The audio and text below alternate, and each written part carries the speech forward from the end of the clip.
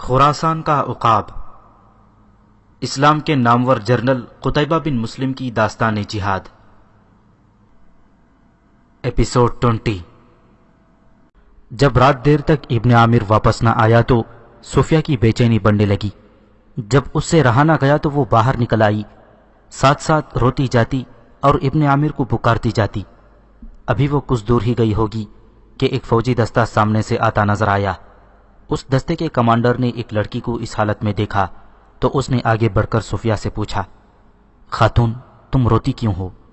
جواب میں صفیہ نے اسے بتایا کہ ابن عامر سے اس کی شادی ہونے والی تھی، دونوں مروز سے بلخ آئے تھے اور سرائے میں مقیم تھے، لیکن ابن عامر صبح کا نکلا ہے مگر اب تک واپس نہیں آیا۔ یہ سن کر کمانڈر بھی پریشان ہو گیا، وہ صفیہ کو اکیلا بھی نہیں چھوڑنا چاہتا تھا، چنانچہ وہ اسے شہر کے کوتوال کے پاس لے گیا۔ کوتوال نے صفیہ کی بات سننے کے بعد اسے دلاسا دیتے ہوئے کہا، فکر نہ کرو، جلد ہی ابن عامر کا پتہ چل جائے گا، جب تک اس کا پتہ نہیں چلتا تم میری امان میں رہو گی۔ اس نے صفیہ کو اپنے گھر بھجوا دیا۔ ادھر صفیہ کی یہ حالت تھی، ادھر ابن عامر کو قتیبہ کا جاسوس سمجھ کر اس سے پوچھ گچھ کی جا رہی تھی۔ جب کافی کوششوں کے بعد بھی اس سے کچھ پتہ نہ چلا تو وہ لوگ ابن عامر کو کمرے میں بندھا چھوڑ کر دوسرے کمرے میں آ گئے۔ ان لوگوں کی مجبوری یہ تھی کہ وہ اس حویلی میں ابن عامر پر تشدد نہیں کر سکتے تھے۔ دوسرے کمرے میں آ کر سب غصے سے خاموش رہے۔ ایسے میں سلمہ بولی، بڑا پکا لگتا ہے، ایسے نہیں بتائے گا؟ ہاں، عثمان نے کہا، شکر کرو پکڑا گیا ہے، اگر ہماری تیاریوں کی بھنک بھی اسے پڑ جاتی تو جانتی ہو ہماری بغاوت کا کیا بنتا۔ اس کے ساتھ ہی اس نے تالی بجائی اور ہاتھ کھولا تو اس میں مچھر مرا ہوا تھا۔ یہ حال ہونا تھا، ہماری بھی اور ہماری بغاوت کا بھی۔ یہ لوگ کافی دیر تک باتیں کرتے رہے۔ یہ لوگ قدرے اونچی آواز میں بول رہے تھے اور ان کی آوازیں دوسرے کمرے میں ابن عامر تک بھی پہنچ رہی تھیں۔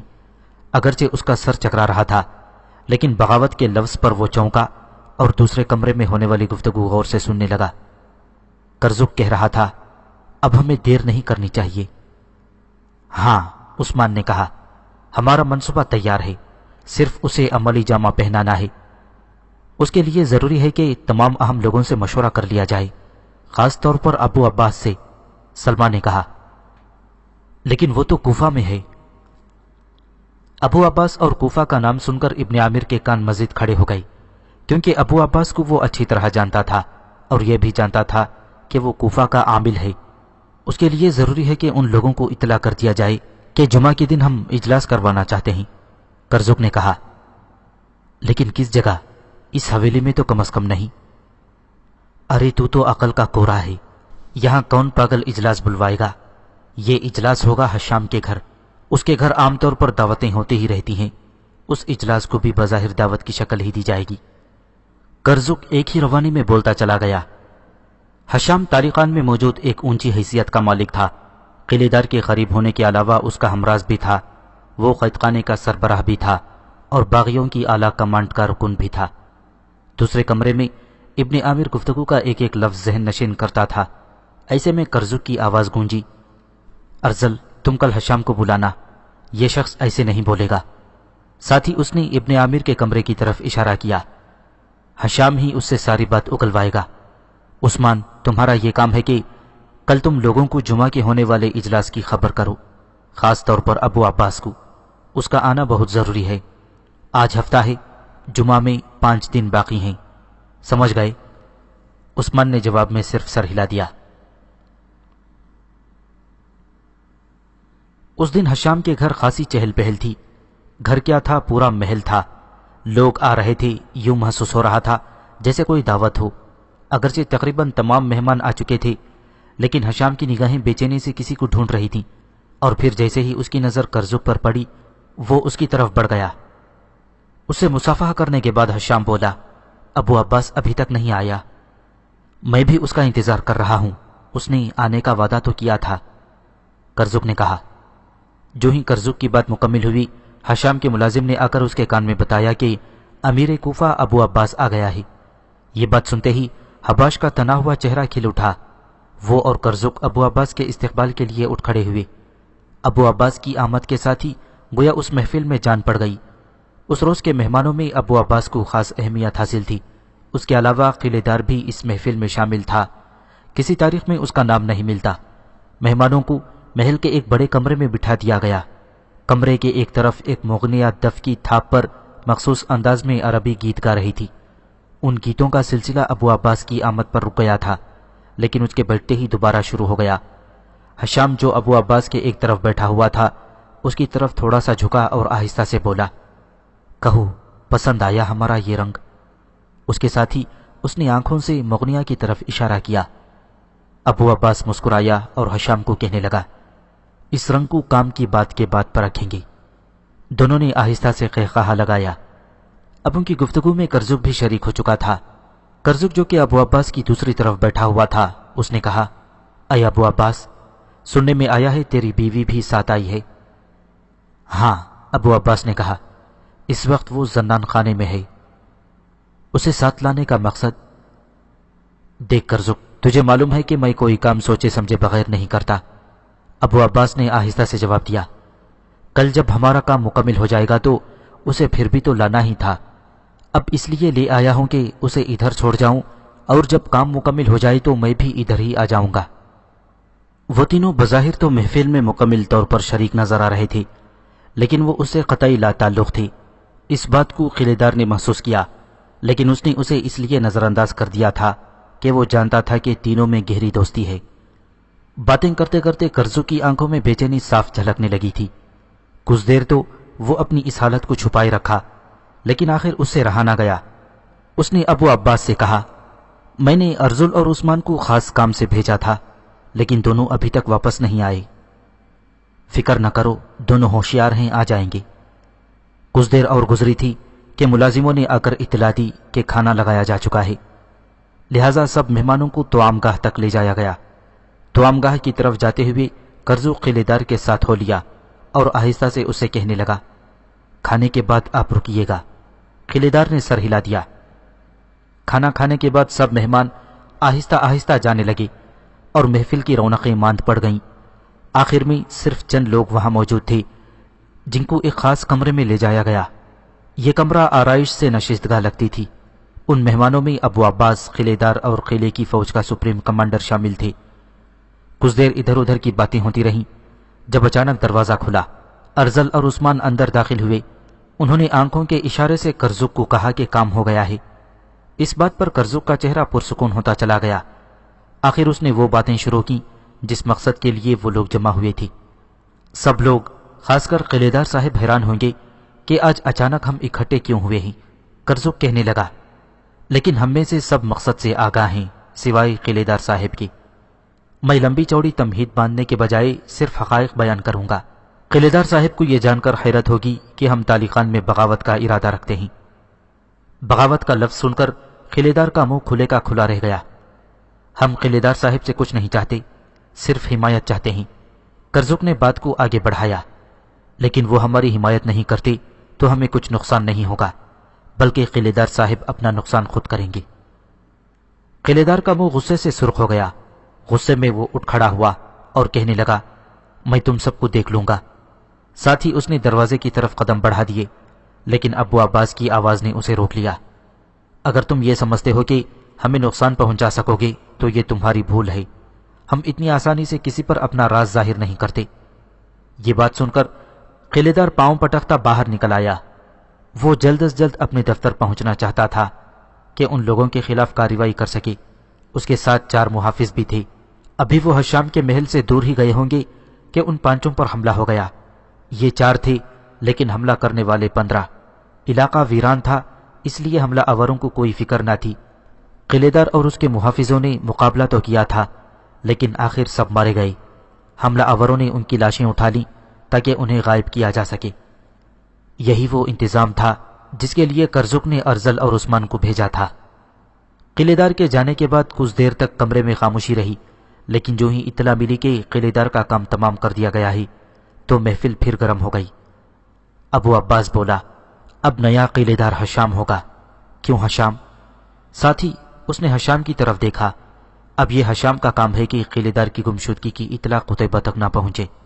ارزل کہنے لگا، اس بات کی تصدیق کون کرے گا کہ بغاوت کے وقت فوج ہمارا ساتھ دے گی؟ میں کرتا ہوں، سپہ سالار کہنے لگا، لیکن میں صرف یہ تصدیق کرتا ہوں کہ فوج کا بڑا حصہ آپ کا ساتھ دے گا۔ ہم خون ریزی نہیں چاہتے، لیکن جو فوج ہماری مخالفت کرے گی اس کا کیا کیا جائے؟ اول تو ہماری نفری بہت زیادہ ہے، سپہ سالار کہنے لگا، دوسرا انتظام میرا ہوگا۔ آپ بغاوت کی تاریخ بتائیں، اس دن ہماری نفری صحرا میں ہوگی اور باقی بیرکوں میں۔ رات کے وقت ان سب پر قابو پا لیا جائے گا، صرف آپ کے باغیوں کی ضرورت ہے۔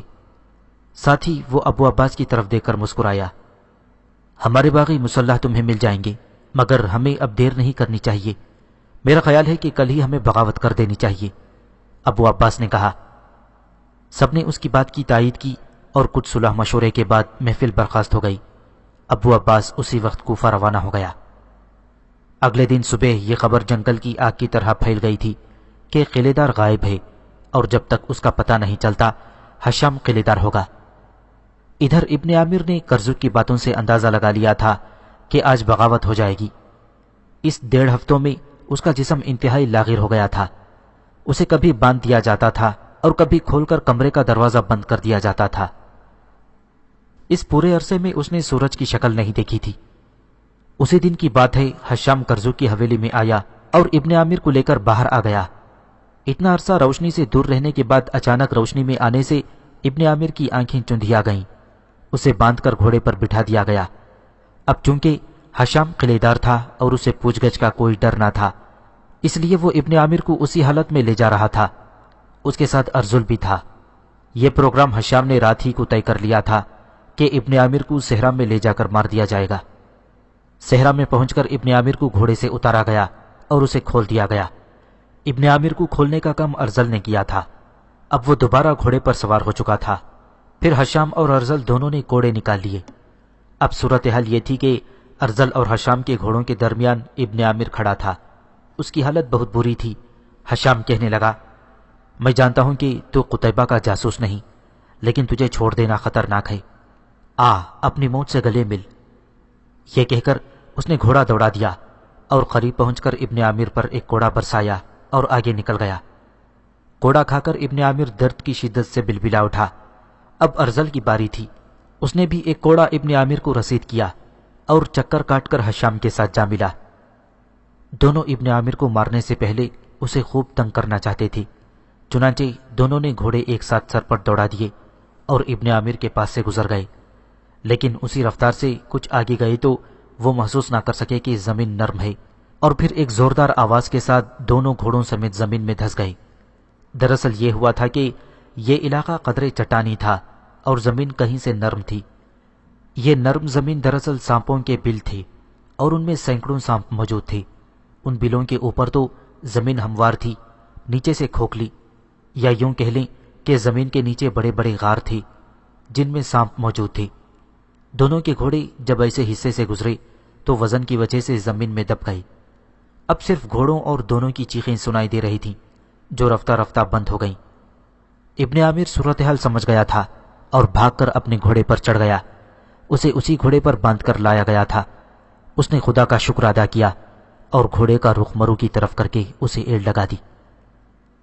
ادھر ہشام کا پروگرام ناکام ہوا، ادھر کرزک اور دوسرے سرکردہ لوگ ارزل اور ہشام کے لیے پریشان تھے۔ لاکھ تلاش کے بعد بھی دونوں نہ ملے تو انہوں نے اپنے منصوبے کے اگلے حصے پر عمل کیا اور آدھی رات تک طالقان پر باغیوں کا قبضہ تھا۔ آزاد انہیں ہی چھوڑا گیا تھا جنہوں نے باغیوں کا ساتھ دیا تھا، جبکہ باقی لوگوں کو قید کر لیا گیا۔ ابن عامر اس وقت قتیبہ بن مسلم کے سامنے کھڑا تھا۔ اس کی تمام بات سننے کے بعد قتیبہ بن مسلم کسی گہری سوچ میں گم ہو گیا، لیکن وہ فوراً ہی چونک گیا۔ اس نے فوج کو ہنگامی حالت میں تیاری کا حکم دیا۔ اگلے دن دوپہر تک مسلمان فوج کوچ کے لیے تیار تھی۔ قتیبہ بن مسلم نے اسی وقت کوچ کا حکم دیا۔ اس نے فوج کو راستے میں بہت کم پڑاؤ کروائے اور 1 ہفتے کا سفر 2 دن میں طے کر کے طالقان کا محاصرہ کر لیا۔ مسلمان فوج کا اس طرح اچانک اور اتنی جلدی حملہ طالقان کے باغیوں کے لیے غیر متوقع تھا، اس لیے وہ قتیبہ کی فوج کا محاصرہ اور قلعے پر حملے کے لیے چند دن سے زیادہ برداشت نہ کر سکے، اور انہوں نے قتیبہ بن مسلم سے صلح کی درخواست کی، جسے قتیبہ بن مسلم نے قبول کر لیا اور صلح کی شرائط طے کی۔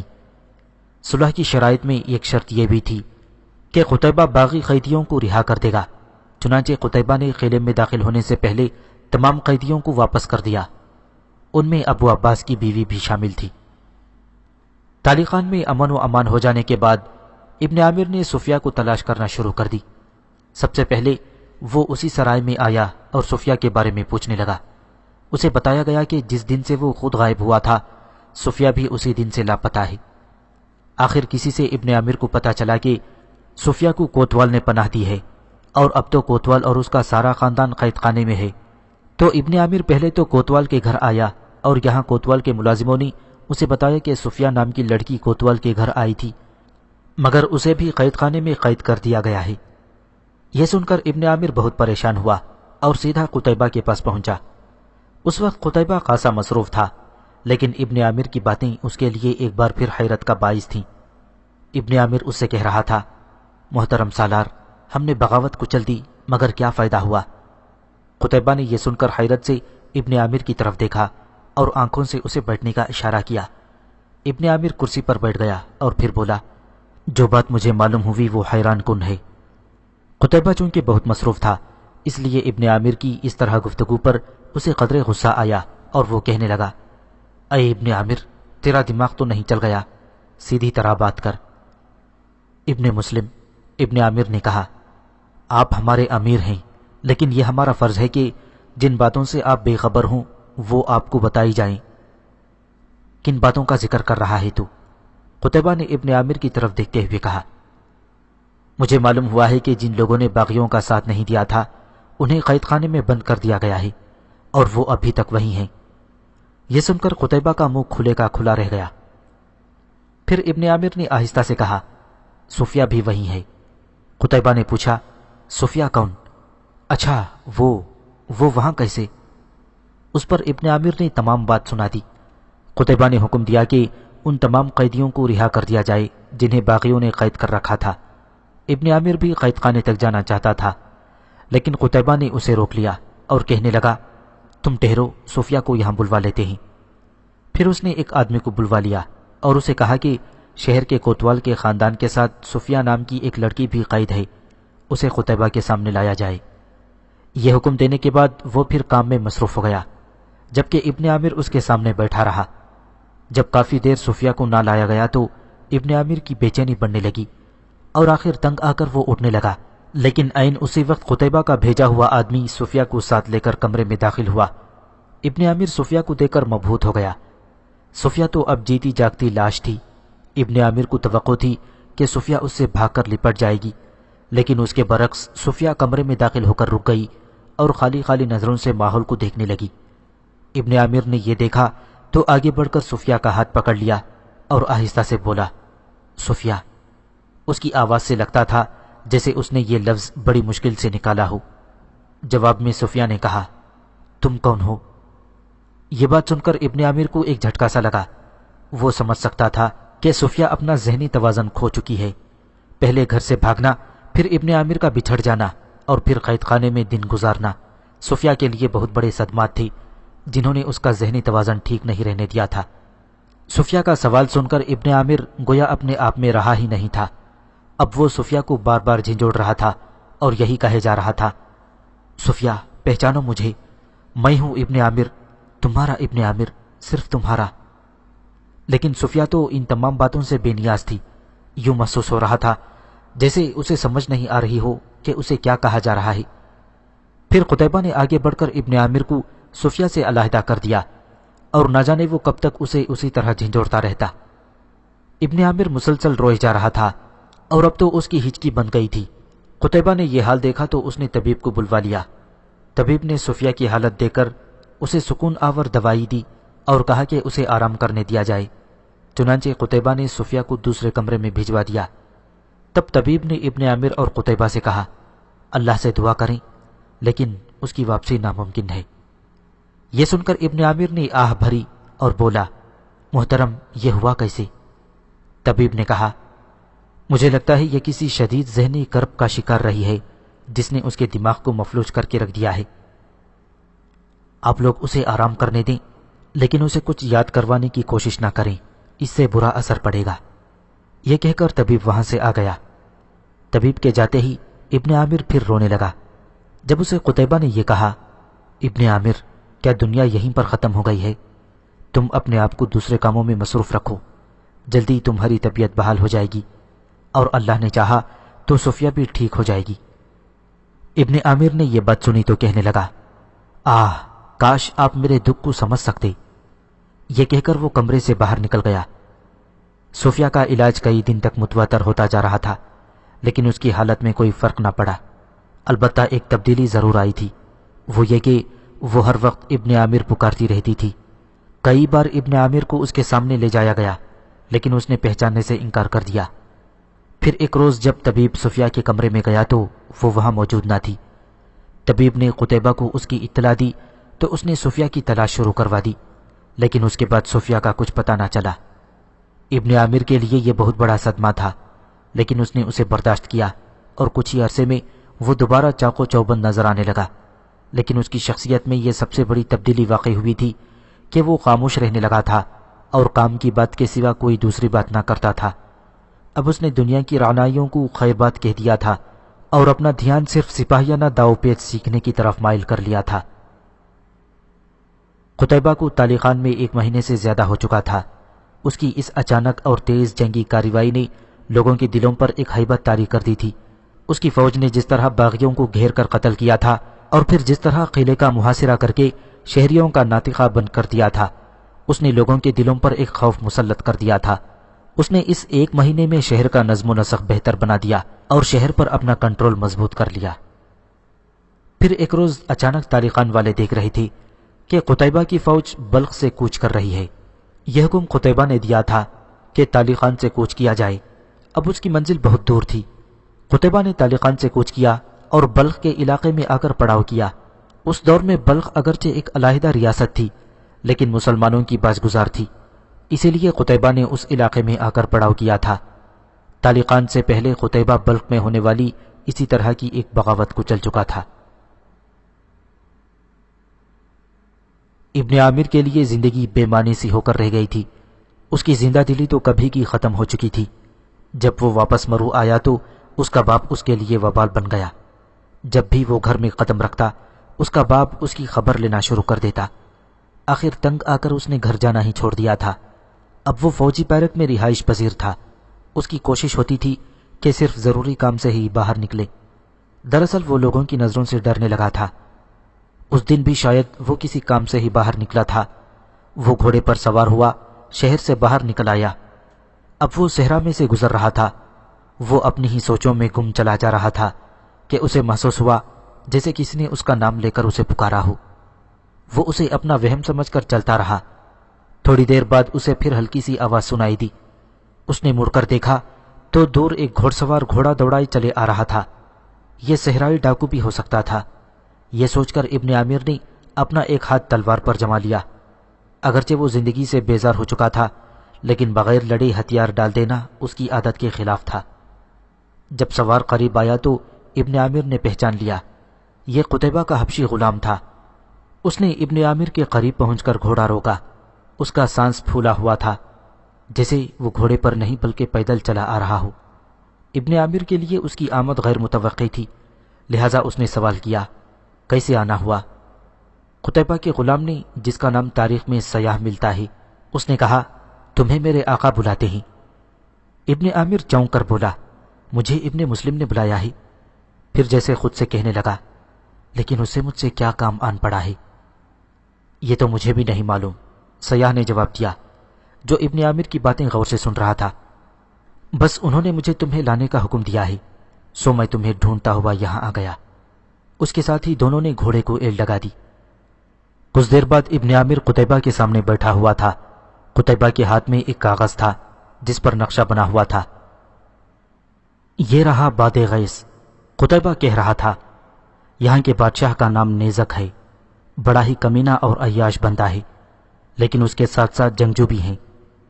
قتیبہ یہاں کہہ کر خاموش ہو گیا۔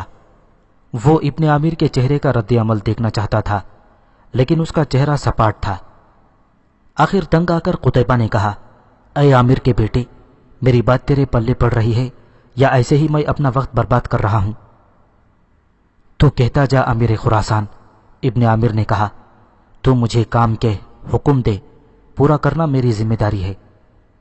یہ سن کر قتیبہ بولا، اچھا پھر سن لے، نیزک بڑا ہی عیار ہے اور دوسری چھوٹی ریاستوں پر ہمیشہ آنکھ لگائے بیٹھا رہتا ہے۔ کسی وقت مسلمان فوج کے چند دستوں سے اس کی جھڑپ ہوئی تھی اور اس نے بڑی تعداد میں مسلمان فوجی قیدی بنا لیے تھے۔ ہمارے ساتھ اس نے صلح کا معاہدہ کیا تھا، لیکن اب وہ معاہدے کی خلاف ورزی کر رہا ہے اور اب اس نے ہمارے کچھ سپاہی ایک بار پھر قید کر لیے ہیں۔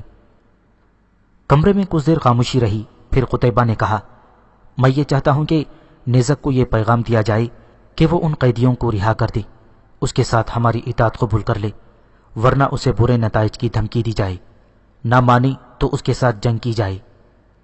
تھوڑی دیر خاموش رہنے کے بعد قتیبہ نے پھر کہا، ابن عامر، اگرچہ میں تمہیں نیزک کے پاس بھیج رہا ہوں لیکن قاصد کی حیثیت سے نہیں۔ میرا پیغام سلیم الناصح لے کر جائیں گے، تمہیں ان کی حفاظت کا کام کرنا ہے۔ وہ ایک بار پہلے بھی نیزک کے پاس جا چکے ہیں اور اسے پہلے بھی انہوں نے ہی صلح پر تیار کیا تھا۔ ابن عامر جواب میں صرف سر ہلاتا رہا۔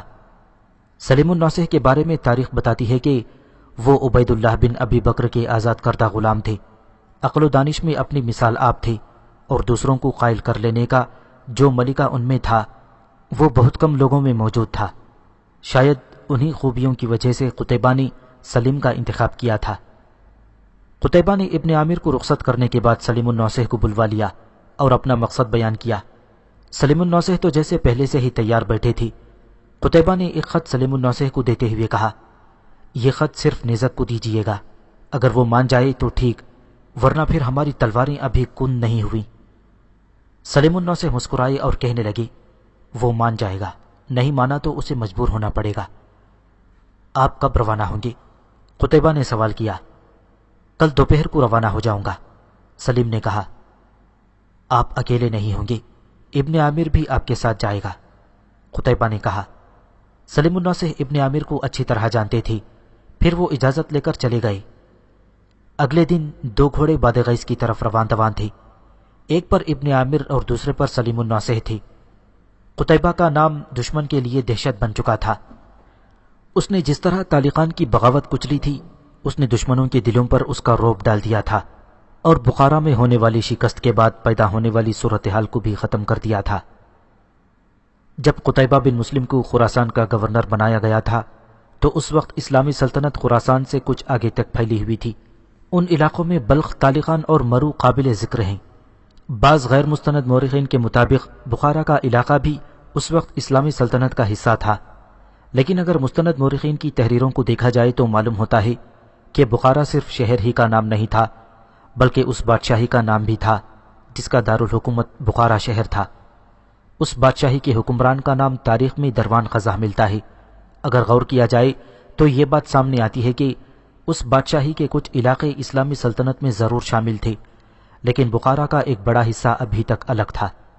اس کے علاوہ کچھ اور علاقے بھی مسلمانوں کے باجگزار تھے اور اسلامی حکومت کو سالانہ خراج ادا کرتے رہتے تھے، لیکن ان علاقوں میں وقتاً فوقتاً بغاوتیں ہوتی رہتی تھیں اور ان بغاوتوں کے نتیجے میں کئی علاقے اسلامی سلطنت سے نکل گئے تھے۔ جب قتیبہ خراسان آیا تو اس نے سب سے پہلا یہ کام کیا تھا کہ ان علاقوں کو دوبارہ اسلامی سلطنت میں شامل کیا۔ ان علاقوں میں بلخ اور کفتان خاص طور پر شامل ہیں۔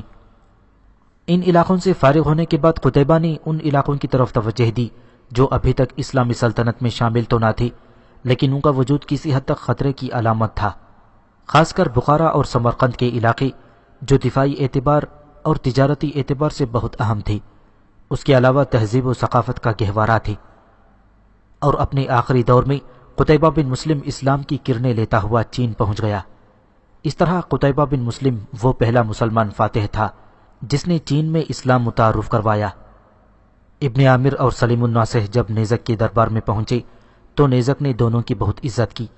اس نے انہیں شاہی مہمان خانے میں ٹھہرایا اور رات کو ان دونوں سے ملاقات کی۔ سلیم الناصح نے نیزک سے کہا، ابن مسلم کو شک ہوا ہے کہ تم اپنی وفاداری بدل رہے ہو۔ یہ سن کر نیزک مسکرایا اور بولا، ابن مسلم کو میری وفاداری پر ہرگز شک نہیں کرنا چاہیے، میں اب بھی اس کا اسی طرح وفادار ہوں جس طرح میں اس سے صلح کے وقت تھا۔ لیکن پھر تم نے ہمارے دستے پر حملے کر کے اس کے سپاہیوں کو قید میں کیوں ڈال دیا ہے؟ سلیم النوسہ نے پوچھا۔ یہ میری جنگی ضرورت تھی، نیزک نے کہا۔ کچھ مزید گفتگو کے بعد سلیم النوسہ یہ محسوس کر رہے تھے کہ نیزک انہیں باتوں میں ٹالنے کی کوشش کر رہا ہے، لیکن انہوں نے یہ بات نیزک سے نہ کی۔ نیزک، تم یہ یاد رکھنا کہ قتیبہ کی تلوار زنگ آلود نہیں ہے، اور نہ ہی وہ عیش و عشرت میں الجھا ہوا ہے۔ اس کی کاٹ ایسی ہے کہ تمام عالم کفر اس سے ڈرتا ہے۔ اس لیے یہ یاد رکھنا کہ تم نے جس وقت اسے دھوکہ دینے کی کوشش کی وہ اڑ کر تم تک پہنچے گا۔ اس کے بعد سلیم النوسہ نے نیزک سے قیدیوں کی رہائی کی بات کی، جسے نیزک نے فوراً قبول کر لیا۔ نیزک سلیم النوسہ اور ابن عامر کو کچھ دن اپنے ہاں مہمان رکھنا چاہتا تھا، لیکن وہ دونوں اگلے دن ہی واپس جانے پر بضد تھے۔ چنانچہ نیزک نے اگلے دن ہی ان کی واپسی کا انتظام کر دیا۔ واپسی پر ان کے ساتھ وہ قیدی بھی تھے جو نیزک نے رہا کیے تھے، اور اس کے علاوہ ایک کنیز بھی جو نیزک نے قتیبہ بن مسلم کے لیے تحفہ بھیجا تھا۔ واپس مرو پہنچ کر سلیم النوسہ نے یہ تحفہ قتیبہ بن مسلم کو پیش کرتے ہوئے کہا، ابن مسلم، نیزک نے یہ کنیز تیرے لیے بھیجی ہے، اس نے ہمارے تمام قیدی بھی رہا کر دیے ہیں۔ محترم بزرگ، قتیبہ بن مسلم بولا، آپ یہ جانتے ہیں کہ ایک کنیز بھیجنے سے نیزک کی کیا مراد ہو سکتی ہے؟ ہاں، میں جانتا ہوں، سلیم النوسہ نے کہا۔ اس سے نیزک کا یہ مطلب ہے کہ وہ تیری تلوار کو عیش کے زنگ سے آلودہ کر کے رہے گا۔ آپ بالکل ٹھیک سمجھے محترم، میں اس کنیز کو اسی وقت آزاد کرتا ہوں جب تک اس کا کوئی مستقل بندوبست نہیں ہو جائے گا، یہ آپ کے ساتھ رہے گی۔ اس کے جواب میں سلیم النوسہ نے صرف سر ہلا دیا۔ آپ کے خیال میں کیا نیزک ہمارا وفادار ہے؟ قتیبہ بن مسلم نے پوچھا۔ نہیں، ہرگز نہیں، سلیم النوسہ بولے، وہ ہمارا وفادار تھا، ہے نہیں۔ اگرچہ اس نے ہماری بہت عزت کی، لیکن اس نے جو باتیں کی تھیں ان سے ظاہر ہو رہا تھا کہ وہ اپنی وفاداری بدل چکا ہے۔ اس کا مطلب یہ ہوا کہ اس پر مزید اعتماد نہیں کیا جا سکتا، قتیبہ بن مسلم نے کہا۔ ہاں، اب ہمیں اس پر اعتماد نہیں کرنا چاہیے، سلیم النوسہ بولے۔ کچھ مزید گفتگو کے بعد قتیبہ بن مسلم نے سلیم النوسہ کو رخصت کی اجازت دے دی، کیونکہ وہ لمبے سفر سے تھکے ہوئے تھے۔ جاتے ہوئے وہ اس کنیز کو بھی اپنے ساتھ لے گئے تھے، کیونکہ اب اسے ان کے ساتھ ہی رہنا تھا اس وقت تک جب تک اس کی شادی وغیرہ کا انتظام نہیں ہو جاتا۔ وہ کنیز اب مرو میں تھی اور اس کی رہائش کا بندوبست سلیم النوسہ کے ہاں کر دیا گیا تھا۔ جتنے عرصے میں مسلمانوں کے ساتھ رہی، اس نے دیکھ لیا تھا کہ مسلمان عورت کو کیا مقام دیتے ہیں۔ وہ دل سے ان کی معترف تھی۔ اس دوران ابن عامر نے ایک دو بار اس سے ملاقات کی۔ وہ لڑکی ابن عامر کو اچھی لگتی تھی۔ وہ جب بھی اسے دیکھتا اسے اس میں صفیہ کی جھلک ضرور نظر آتی تھی۔ وہی معصومیت، وہی حیا اور وہی تہذیب، گویا صفیہ کی تمام اوصاف کی حامل تھی۔ ایک دو بار ابن عامر نے اسے خود بات کرنے کی کوشش کی، لیکن ہمت نہ پڑی۔ پھر اس نے سلیم النوسہ سے کہا۔ سلیم النوسہ ابن عامر کی بات سن کر مسکرائے اور کہنے لگے، ویسے یہ بات کرتے ہوئے مجھے اعتراض تو کوئی نہیں، لیکن کیا یہ بہتر نہیں ہوگا کہ تم اپنے ماں اور اماں کو اس کی طرف بھیجو؟ آپ کی بات ٹھیک ہے، میں ایسا ضرور کرتا، لیکن آپ کو معلوم ہے کہ وہ صفیہ والی بات کی وجہ سے ابھی تک مجھ سے ناراض ہیں۔ سلیم النوسہ نے اس کی کمر تھپ تھپاتے ہوئے کہا، تم بے فکر رہو، میں کل ضرور اس سے بات کروں گا۔ اور پھر سلیم النوسہ نے اس لڑکی سے بات کی۔ وہ گویا پہلے ہی تیار بیٹھی تھی، وہ بھی دل سے ابن عامر کو پسند کرتی تھی۔ اسی شام ابن عامر اور اس لڑکی کا نکاح پڑھا دیا گیا۔ اس سے پہلے اسے اس کی مرضی سے دائرہ اسلام میں داخل کر لیا گیا تھا۔ اس کا اسلامی نام سلمہ تھا۔ یوں سلمہ اور ابن عامر رشتہ ازدواج میں بندھ گئے۔ ابن عامر سلمہ کو اور سلمہ ابن عامر کو دل و جان سے چاہتے تھے۔ ایک دن ابن عامر کرسی پر بیٹھا ہوا تھا جب سلمہ کمرے میں داخل ہوئی۔ اسے دیکھ کر ابن عامر نے اسے کہا، سلمہ ذرا میرے پاس بیٹھو، مجھے تم سے کچھ باتیں کرنی ہیں۔ جی کہیے، سلمہ نے کرسی اس کے پاس گھسیٹتے ہوئے کہا۔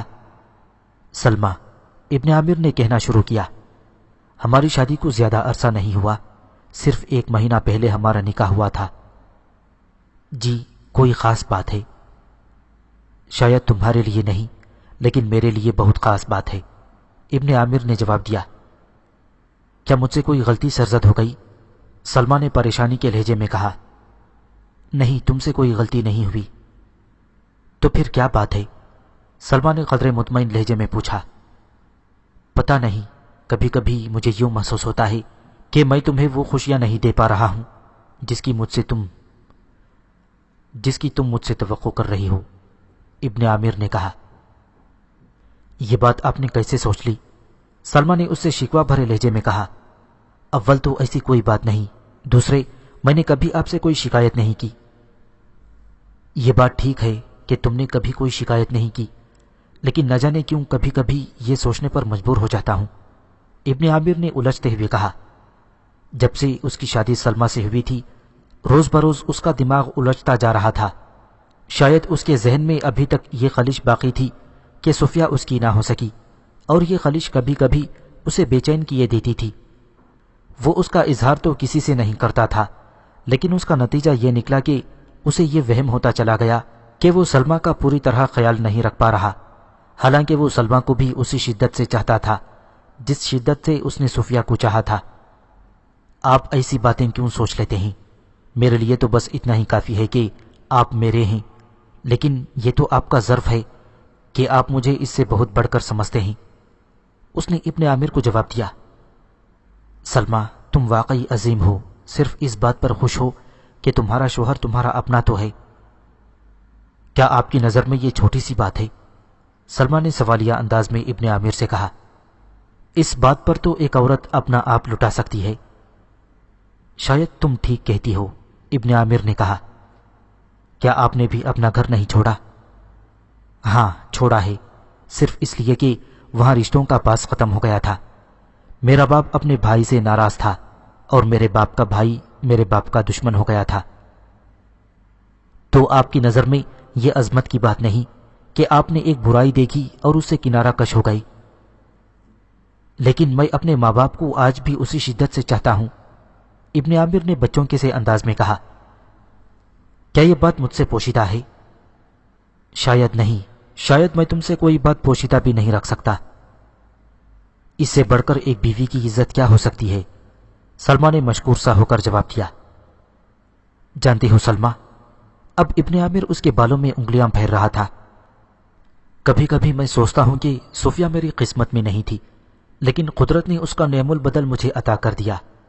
کیا یہ خدا کی مہربانی نہیں ہے؟ پھر کچھ توقف دے کر بولا، میں اس کی کس کس عنایت کا شکر ادا کروں۔ کچھ دیر ماحول میں خاموشی رہی، اور پھر اسی خاموشی کو سلمہ نے توڑا۔ کیا آپ صفیہ سے اتنا پیار کرتے تھے؟ شاید اس سے بھی زیادہ، ابن عامر نے بے خودی کے عالم میں جواب دیا۔ مجھ سے بھی زیادہ؟ سلمہ نے دوبارہ سوال کیا۔ ابن عامر اس سوال پر ایک دم پریشان سا ہو گیا، پھر اس نے خود کو سمجھاتے ہوئے کہا، سلمہ، بعض اوقات انسان دو چیزوں کے درمیان مقابلہ نہیں کر سکتا۔ اگر ایک چیز ایک انداز سے خوبصورت لگتی ہے تو دوسری دوسرے انداز سے۔ صفیہ کو ابھی تک میں نے صرف ایک عزیز ترین شے کے طور پر دیکھا تھا، جبکہ تمہیں ایک بیوی کے روپ میں دیکھا ہے۔ بتاؤ، میں دونوں سے اپنے پیار کی شدت کا کس طرح موازنہ کروں؟ ہاں، آپ ٹھیک کہتے ہیں۔ سلمہ کی آنکھوں میں آنسو ابھر آئے۔ وہ سوچ بھی نہیں سکتی تھی کہ کبھی کوئی اسے اتنی شدت سے چاہے گا۔ اس نے قدرے روندھی ہوئی آواز میں کہا، آپ جانتے ہیں کہ اگر میرے اختیار میں ہو تو میں کیا کروں؟ نہیں، ابن عامر نے کہا، اور بھلا میں جان بھی کیسے سکتا ہوں؟ میں اسی وقت صفیہ کو ڈھونڈ کر لاؤں اور اسے آپ کی دلہن بنا دوں، سلمہ نے کہا تو ابن عامر کی آنکھوں سے بے اختیار آنسو بہہ نکلے۔ وہ سوچ بھی نہیں سکتا تھا کہ سلمہ اسے اس حد تک چاہے گی۔ مورخ بیان کرتے ہیں کہ طالقان کی فتح سے بہت سا مال و دولت مسلمانوں کے ہاتھ لگا تھا۔ اس سے مسلمانوں کی مالی حالت اچھی ہو گئی، چنانچہ انہوں نے جنگ کے لیے نئے اور اچھے ہتھیار اور گھوڑے خریدے۔ اس طرح مسلمان فوج کے پاس بہتر خنجر آنے لگے۔ ہر شخص کی یہ کوشش تھی کہ وہ عمدہ سے عمدہ ہتھیار اور گھوڑے کا مالک بن جائے۔ چنانچہ گھوڑوں کا کاروبار کرنے والے تاجر دور دراز کے علاقوں سے گھوڑے وہاں لانے لگے۔ منڈی میں گھوڑوں کے سوداگر منہ مانگے دم وصول کرنے لگے۔ اسی طرح ہتھیاروں کے بھی منہ مانگے دم وصول کرنے لگے، جس سے ہتھیاروں کی قیمت بڑھ گئی، حتیٰ کہ ایک نیزے کی قیمت 70 درہم تک جا پہنچی، جس کی وجہ سے عام ہتھیار بھی ایک عام شخص کی پہنچ سے دور ہو گئے۔ اس وقت سرکاری ذخائر حرب میں بہت ہتھیار، اسلحہ اور دوسرا سامان جمع تھا۔ جب قتیبہ کو اطلاع ملی کہ منڈی میں ہتھیاروں کی قیمت بہت بڑھ گئی ہے اور یہ عام آدمی کی پہنچ سے باہر ہو گئی ہے، تو اس نے حجاج بن یوسف کو ایک خط لکھا۔ اس خط میں اس نے حجاج کو تفصیل سے بتایا کہ کس طرح ہتھیاروں کی قیمت بڑھی ہے اور یہ بڑھتی ہی جا رہی ہے، اور اس وقت سرکاری ذخائر میں بہت اسلحہ جمع ہے۔ اس نے حجاج کو لکھا کہ اگر وہ اجازت دے تو یہ ہتھیار فوج کو دے دیے جائیں۔ یہ خط پڑھ کر حجاج نے قتیبہ بن مسلم کو ہتھیار تقسیم کرنے کی اجازت دے دی۔ اجازت ملتے ہی قتیبہ نے اسلحہ اور دوسرے آلات حرب نکلوائے اور فوج میں تقسیم کر دیے۔ اس سے فوج میں گویا ایک نئی جان پڑ گئی تھی اور اس کی قوت میں گویا مزید اضافہ ہو گیا تھا۔ اب سردیوں کا موسم شروع ہو چکا تھا اور قتیبہ کسی جگہ فوج کشی نہیں کرنا چاہتا تھا، لیکن وہ خوش تھا کہ اب جب بھی اسے کسی جگہ فوج کشی کا موقع ملا، اس کے ساتھ ایک زبردست فوج ہوگی جو ہر لحاظ سے اس کی امیدوں پر پورا اترنے کی صلاحیت رکھتی ہوگی۔